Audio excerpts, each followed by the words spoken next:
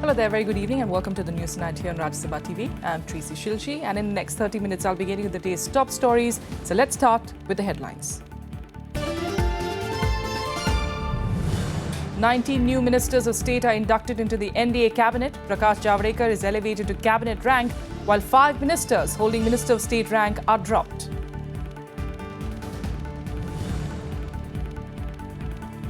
Prime Minister Narendra Modi meets the new ministers, tells them to hit the ground running and prepare for the upcoming monsoon session of Parliament.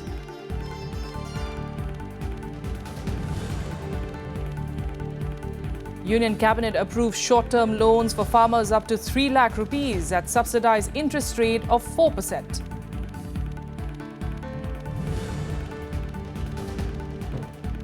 Three suicide bomb attacks bring holy month of Ramzan to a close in Saudi Arabia. 4 people are killed and many others injured.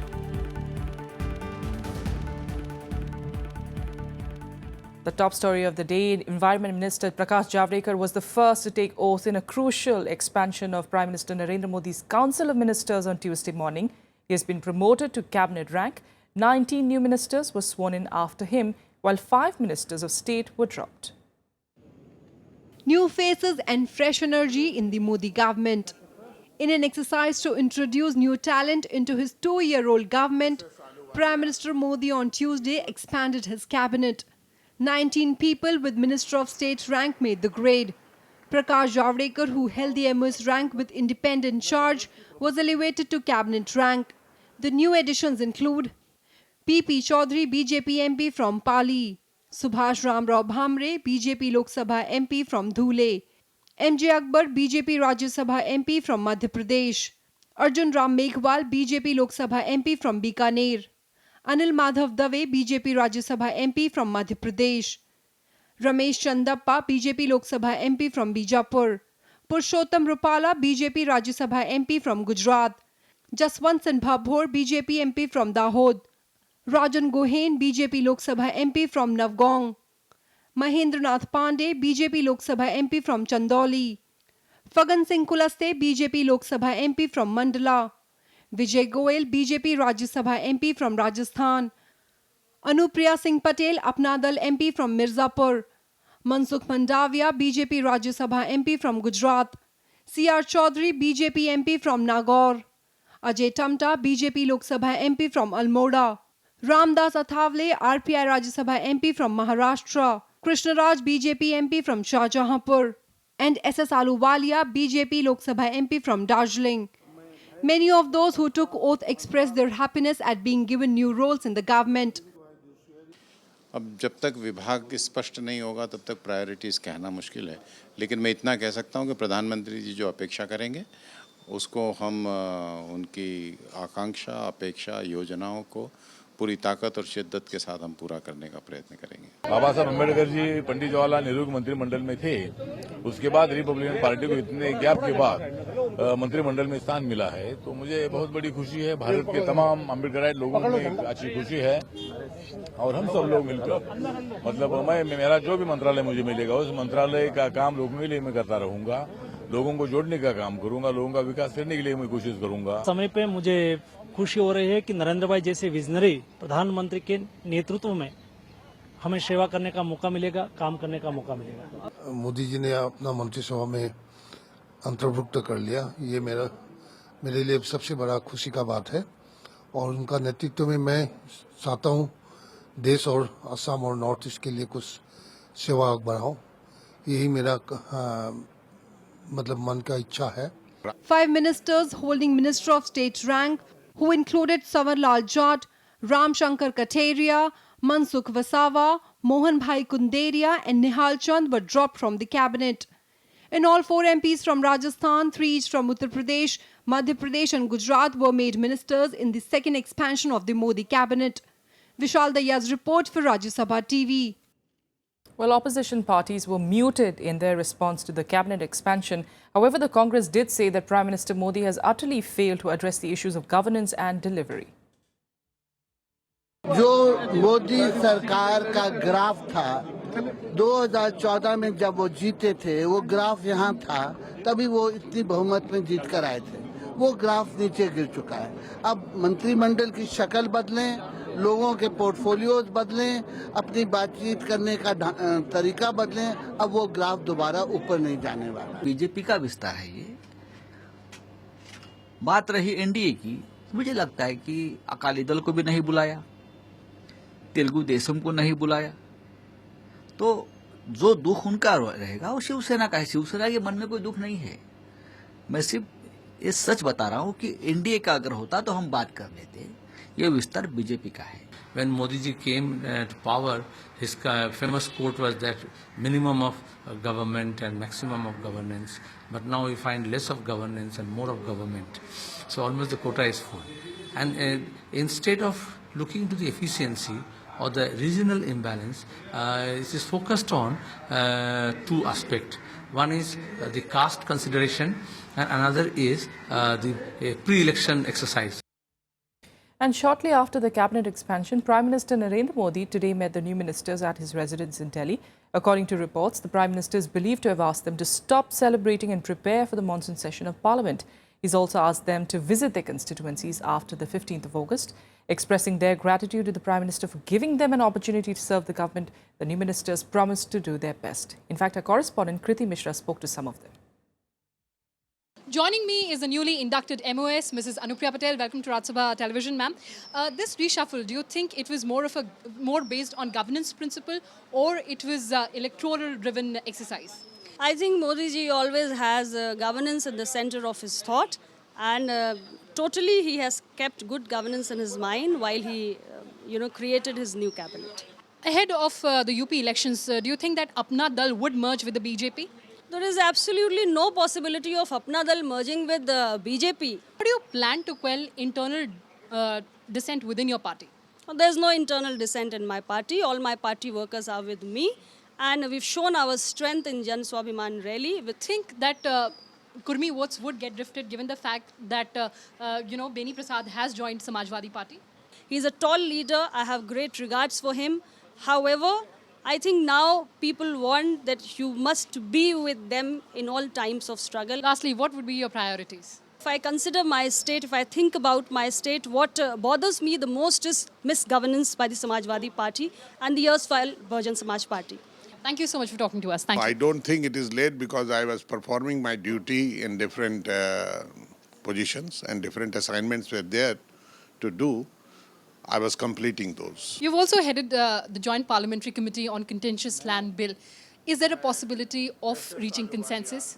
There are certain clauses we have already settled and few clauses are left. Many call you the encyclopedia of legislative business.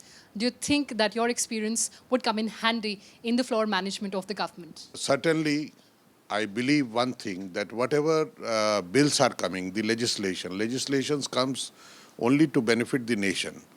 And I don't think that there is any party across party line in Rajya Sabha or Lok Sabha who is working against the interest of the nation. You're known to speak your mind irrespective of the party position. I'm an open book. Everybody knows my mind, that I believe in only one thing, that you must develop the consensus and then move forward. Joining me is the newly inducted Minister of State, Mr. Vijay Goel. Welcome to Rajya Sabha Television, sir. Do you think that this reshuffle was more based on governance principle or it was electorally motivated? I think it's mainly on governance principle. You've been a minister in the erstwhile NDA government. Do you think this experience would come handy to you? Definitely. At that time, I was very new in the cabinet. Now I am slightly experienced, I think so. So what do you think about the constant tiff between the Delhi government and the centre? नहीं, मुझे लगता है दिल्ली सरकार को development के काम करने चाहिए और झगड़ों में नहीं पड़ना चाहिए, ऐसा मुझे लगता है. Thank you so much for talking to Rajya Sabha Television, sir. Thank you. On to more news, and the Union Cabinet today approved short-term loans up to 3 lakh rupees for farmers at a subsidized interest rate of 4%. The cabinet also approved a decision to increase foreign investment from 62% to 74% in Axis banks. Other decisions include clearing the National Apprentice Promotion Scheme, approving the redevelopment of 7 general pool residential accommodation colonies, that is government quarters, and renaming of the Calcutta, Bombay and Madras High Courts. किसानों को जो short term crop loan मिलता है उसको cabinet ने approve किया है. This is applicable for all the farmers, number 1. दूसरा, ये शॉर्ट टर्म लोन है 1 साल के लिए, 3 लाख रुपए. तीसरा, मार्केट बैंकिंग लेंडिंग रेट है 9%. भारत सरकार इस पे 5% की छूट देती है, ये 4% पर अवेलेबल है. More news from Delhi. And Rajendra Kumar, the Principal Secretary to Delhi Chief Minister Arvind Kejriwal, and 4 others were remanded in 5-day custody by a special court. All 5 were arrested by the CBI on Monday in a graft case. Kumar is accused of being involved in a 50 crore rupee corruption scam.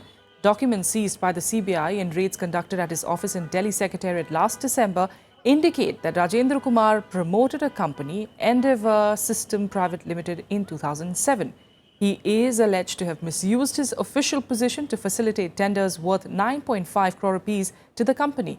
As secretary to the Chief Minister, he is accused of committing irregularities in award of contract for a facility management system for the Trade and Taxes Department.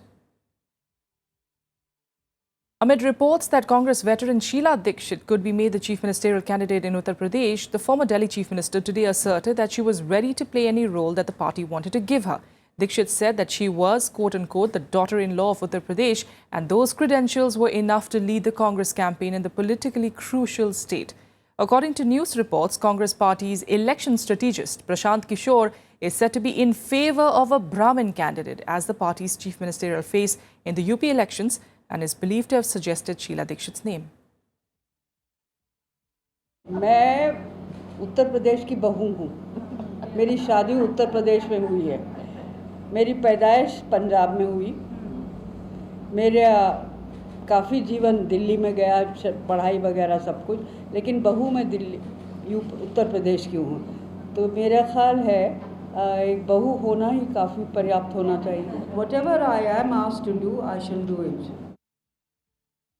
Uttarakhand Chief Minister Harish Rawat visited the villages affected by landslides and cloudburst in the state's Chamoli district. The Chief Minister flagged off challenges in the restoration work and threat of various diseases. Medical teams are fearing that untraced dead bodies could increase the chances of an outbreak of diseases. Harish Rawat also expressed concern over the delay by the centre in releasing funds to speed up relief and rescue work. The death toll due to cloudburst has gone up to 20 so far. Search operations are, of course, still on to trace 12 people who are missing. Water, electricity supply and communication systems are badly disrupted in the worst affected areas of Pithoragarh district. महाराज दिल्ली के बाबा को भी आवाज़ लगाइए, ज़रा सा कुछ मदद कर दें हमारी, तो हम एक तरफ से विस्थापन शुरू करें. मेरी बड़ी चिंता है, 350 से ज़्यादा गांव हैं जो खतरे की जद में हैं, और मैं चाहता था कम से कम एक 15, 20, 25 गाँव का भी विस्थापन प्रारंभ हो जाता, मगर उसके लिए भारत सरकार की अनुमति चाहिए. जहां बसाएंगे वहां बसाने के लिए ज़मीनें चाहिए, वो बिना भारत सरकार की अनुमति के नहीं मिल सकता, और कुछ धन भी चाहिए. चलो धन कम भी दें, कुछ हम करें, मगर ज़मीन तो भारत सरकार ही दे पाए. देखिए, हम बहुत तकलीफ में हैं. मैं इस समय किसी के ऊपर दोषारोपण नहीं करना चाहता, लेकिन मेरा आग्रह ज़रूर है भारत सरकार से कि इस आपदा की जो स्थिति है और भविष्य के लिए जो आपदा आ सकती है, उसके निपटने के लिए राज्य सरकार को उदारतापूर्वक सहायता दें. More news on the monsoon and other updates from across the country now in Nationwide. The ED issued summons to Karti Chidambaram in connection with its money laundering probe in the Aircel Maxis deal of the 2G scam. In the notice, the agency asked Karti to present himself in person or through an authorized representative and submit personal financial documents and those related to the firm by this week. While Karti has denied any wrongdoing and has reiterated his cooperation with probe agencies, His father, P. Chidambaram, has accused the government of launching a malicious onslaught against his family. Monsoon has covered nearly all of India, pounding the eastern regions with heavy rains. The IMD confirmed the arrival of monsoon in Jharkhand, Bihar, Chhattisgarh and Uttar Pradesh. Moderate to heavy rains are expected in these states in the coming days. Heavy downpour has already resulted in flash floods, leaving many people homeless. The Met Department has in fact predicted 106% rainfall of a long-term average this year. Naxalites killed an assistant constable in Chhattisgarh's Bijapur district. Identified as Tirupati, the constable was shot near Cherpal police camp when he was returning to his workplace after a meal at his residence. A supply crunch in Punjab and Haryana has led to a significant rise in prices of vegetables over the last 1 week. Monsoon rains hit supplies of perishable vegetables, especially those coming in from Himachal Pradesh. While most of the vegetables have seen a rise in prices between 20 to 60 rupees, the prices of onions and potatoes are still stable. A fire broke out in the main building of the Allahabad Bank in Kolkata today. A firefighter and the divisional officer of North Kolkata Fire Department suffered minor burn injuries. Several official documents were destroyed in the incident after the server room at the first floor caught fire.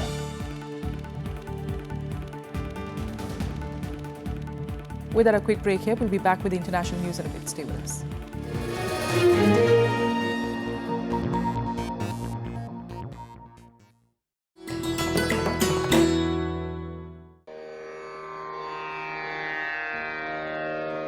The sacred relics of Buddha were unearthed in Piprava in Uttar Pradesh. Buddhist monks from all over the world visit the National Museum to pay their respects. These charred bone fragments of Buddha are housed in the gold canopy gifted by the royal family of Thailand.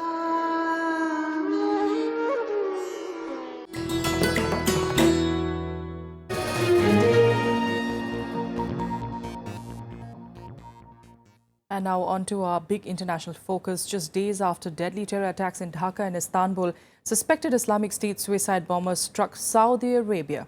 Within 24 hours, 3 bombings were reported in different cities, including one of Islam's holiest sites, Medina. At least 4 security personnel are reported to have died in the attacks. Here's a report. 3 suicide blasts bringing to an end the holy month of Ramzan in Saudi Arabia. In the space of just 24 hours, 4 people were killed in the attacks that targeted Saudi's security forces and Western interests. The first one took place before dawn near the US consulate in Jeddah. Only the attacker died, although several policemen were injured. The Saudi Interior Ministry identified the bomber as a Pakistani national, Abdullah Kalzar Khan, a 35-year-old private driver who was living in the city for 12 years. Hours later, the second blast took place in Qatif in eastern Saudi Arabia, where the suicide bomber targeted a Shiite mosque. The attack failed and no injuries were reported. The deadliest of the 3 attacks was in Medina, where 4 people were killed and several others critically injured. Housing the burial place of Prophet Muhammad, Medina is the holiest city in Islam after Mecca that attracts millions of pilgrims each year. Worldwide condemnations trickled in on social media soon after the attacks. There's no claim of responsibility so far for the attacks, but the pattern of attacks indicates the Islamic State terror group. Over the past week, the terror group has claimed responsibility for significant attacks in Baghdad, Istanbul and Dhaka, apparently looking beyond its strongholds in northern Iraq and Syria. On many occasions, it has urged attacks against the Saudi government. Bureau Report, Rajya Sabha TV. Meanwhile, the probe continues in Bangladesh. Anti-terrorism charges were pressed against several suspects, and the 5th assailant in the country's worst terror attack has been identified. Authorities also intensified efforts to unravel the plot behind the brazen assault that took place on the 1st of July at a posh Dhaka restaurant. Police yesterday arrested 2 people in connection with the attack. Meanwhile, Bangladesh Foreign Minister Abdul Hassan Mahmood Ali met nearly 50 diplomats in Dhaka and assured the government's resolve to root out militancy from the country. Italian officials too visited the site of the attack and reiterated their support to Bangladesh to fight global terrorism. 22 people, mostly foreign nationals, were killed when 7 Islamist militants stormed the Holy Artisan bakery with guns and swords and took the patrons hostage. Of course, we have to counter global terrorism.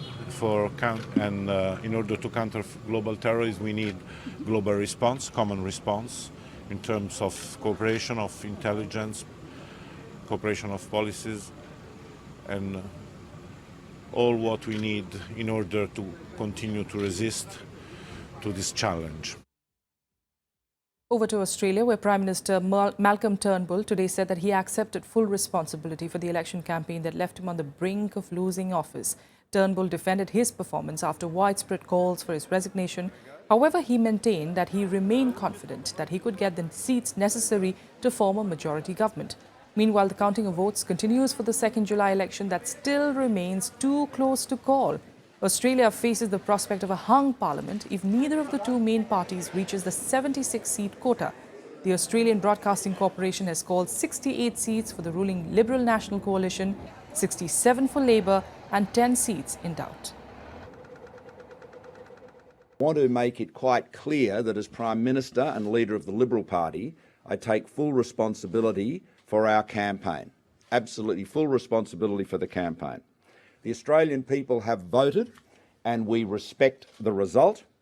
The actual settlement of the decisions with respect to particular seats obviously awaits the conclusion of the count, which is very close. NASA celebrated a key triumph on Tuesday as its spacecraft Juno entered planet Jupiter's orbit after a 5-year journey. The spacecraft travelled at a speed of more than 2 lakh kilometers per hour towards Jupiter. The mission is to probe the origin of the solar system. It was launched 5 years ago from Cape Canaveral in Florida in the US. The craft has 9 instruments that will find out more about Jupiter's gravity, radiation field, atmospheric chemistry, aurora, magnetism and other vital signs along with pictures. The data will be then sent to Earth over the course of the next few years, with the final bits of information set to arrive in February 2018. I mean, it's overwhelming. The team, the amount of time and effort everyone put into this and the risks that were overcome, it's amazing. I mean, the more you know about the mission, you know just how tricky this was, and to have it be flawless. I mean, I really can't put it into words. You imagine what it might feel like, but to actually have it, to know that we can all go to bed tonight not worrying about what's going to happen tomorrow, it's pretty awesome. So that's really all I can say. It's just amazing. NASA did it again. That says it all to me. And I am so happy to be part of the team that did that. I mean, this team has worked so hard, and we have just such great people. And it's almost like a dream coming true right here. And for more updates from around the world, here's Global Buzz. Heavy rainfall caused widespread devastation in central and southern China. Over 100 people were killed and 1.5 million hectares of cropland have been reported damaged. Water in 43 rivers has exceeded warning levels. Chinese Premier Li Keqiang visited affected areas where he met residents and told officials to take the necessary steps to protect lives and livelihoods. Around 13 people appeared in an Istanbul court in connection with the triple suicide bombings at the Ataturk airport that killed 45 people. Over 237 people were injured in the attack that took place on the 28th of June. 2 Russian nationals have been identified as suspected Islamic State suicide bombers in the attack that is thought to have been masterminded by a Chechen.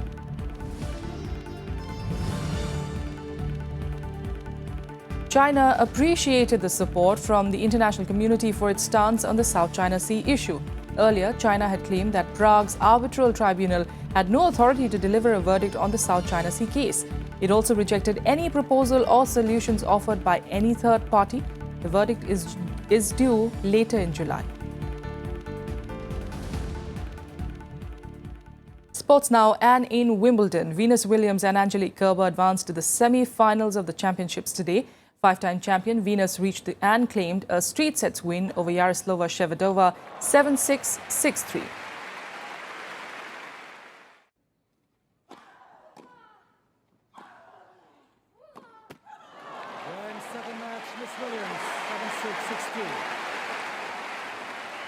In the other match, Germany's Angelique Kerber reached and edged closer, in fact, to the world #1 spot, easing past Romania's Simona Halep 7-5, 7-6. She will next face Venus Williams for a place in Saturday's final.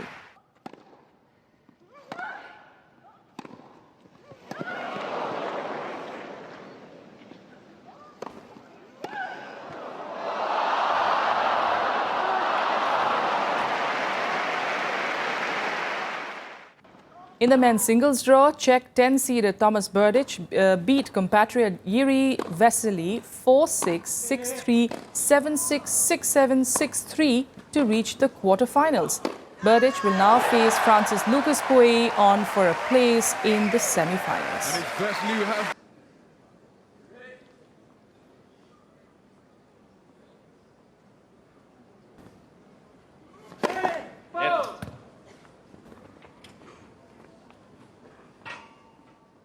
Meanwhile, top seeds Sania Mirza and Ivan Dodig crashed out of the mixed doubles event. They lost to British pair of Neil Skupski and Anna Smith 4-6, 6-3, 7-5. And more action from the world of sports now in Sports Beat. Indian shuttler B. Sai Praneeth will start his campaign at the US Open Grand Prix Gold Badminton Tournament in El Monte today. Praneeth will face Sweden's Andre Herskainen in the opening round, while defending champions Manu Atri and B. Sumit Reddy are eyeing another trophy after grabbing the men's doubles crown at the Canada Open. The pair got a bye in the opening round. FIFA has reduced the ban on 2 senior officials, including its former Secretary General Jerome Valcke. The FIFA Appeal Committee reduced Valcke's ban from 12 to 10 years. Chung Mang-jun, another official, had his ban reduced from 6 to 5 years. The pair were banned from the soccer by FIFA after being found guilty of breaching its code of conduct. Barcelona exercised a buyback clause to re-sign midfielder Denis Suarez from Villarreal. Suarez signed a 4-year contract with an option of extending it for a further year after the Spanish champions agreed to pay a €3.25 million fee. The former Manchester City player will undergo a medical test on Tuesday. European Union's antitrust regulators have instructed 7 Spanish football clubs, including Real Madrid, Valencia and Barcelona, to refund money which the clubs received as unfair financial support. Real Madrid were instructed to pay back $20.5 million, which the city of Madrid paid as part of a land deal.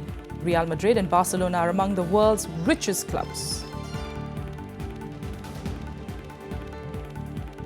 And that's all we have for you on the news tonight. From the entire team here, good night.